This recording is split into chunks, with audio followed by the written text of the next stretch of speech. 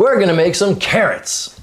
Roasted carrots are a really easy side dish that you hardly have to pay any attention to, and they're delicious. What's not to love? Let's go.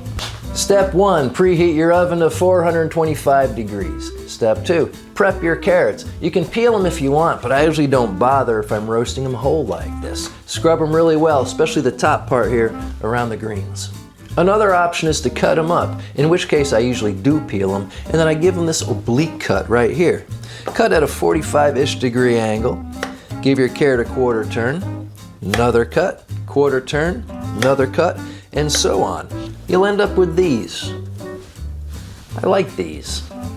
Once your carrots are prepped, toss them with a little oil, and for these I'll be using about a tablespoon, maybe less of olive oil.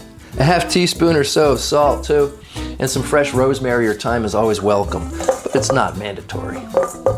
Lay them on a sheet pan lined with parchment or foil, and into the oven they go. How long should you roast them for? All together now, you roast them until they're done. How do you know when they're done? Check them after 15 minutes, poke them with a fork, and when they don't feel raw anymore and you're happy with them, take them out. I like my roasted veggies on the dark side, so these carrots will probably stay in 20-25 minutes, maybe even half an hour at 425.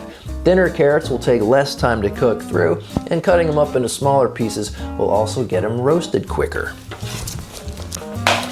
And there you are. It's about as simple as a dish gets, and you can literally throw it together if need be.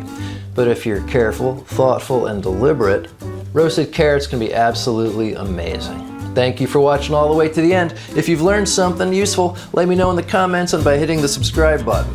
Enjoy your carrots. Peace.